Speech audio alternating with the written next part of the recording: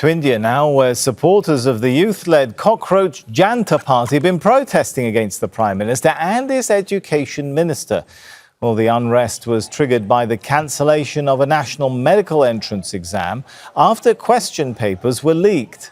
Around 2 million students sat the exam in May, but it was later scrapped, with about a dozen student suicides linked to its cancellation. A retest was held last month. Neha Poonia joins us live from New Delhi. So, Neha, does it look like the protest is still growing?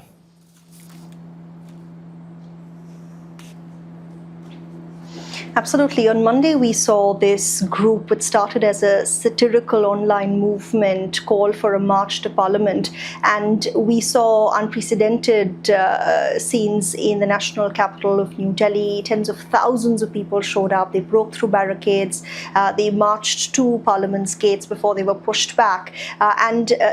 Since then, because of what is being called a brutal police crackdown, police teams using tear gas shells and sticks to push protesters back, there's been anger growing on the ground. So in the last 2 days, we've seen how protesters have stayed put at the protest site of Jantar Mantar in the heart of New Delhi.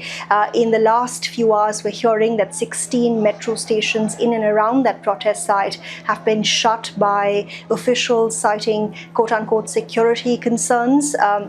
Videos circulating online show protests taking place inside metro stations. Some people claiming they're inside some of these metro stations, not being allowed to leave, and there's sloganeering happening inside. So it looks like people are still trying to make their way to this protest site. And, the Cockroach Janta Party has been posting videos online. We've been on the ground as well, and it's certainly packed. People there saying that after what happened on Monday with the police crackdown, that's only strengthened their resolve to not call off the protest. They are still demanding the Education Minister's resignation and say they will not back down until that happens. Now we're seeing mainstream political parties pick up on this issue. How is that playing out in Parliament?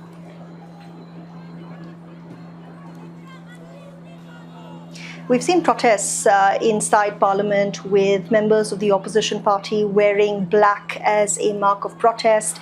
They have jointly now demanded the Education Minister's resignation on the floor of the House. They're forcing the government to hold a debate on this as well. The government claims it's ready to talk, but it's not engaged with the demand of the Education Minister's resignation. The government also seems to be reaching out to these protesters. There are some reports suggesting that there will be a meeting between a senior minister in Mr. Modi's government and representatives of the Cockroach Janta Party. Remember, they've already met ministers once on Monday, but no assurances were made, and soon after that police crackdown happened. So the Cockroach Janta Party, is claiming that they will only talk to the government if ministers come to the protest site. Experts say that's highly unlikely, but pressure on the government is growing also because Rahul Gandhi, the main opposition leader in India, held an impromptu protest outside Prime Minister Narendra Modi's residence here in New Delhi on Tuesday. He was forcibly removed. His party is claiming that he was hurt in the scuffle that ensued, and that's fueled this protest, this anger against the government, with protesters thanking Rahul Gandhi for showing up for them. But it's certainly adding more pressure to the government to show actual engagement with these demands. And that's Neha Poonia from New Delhi.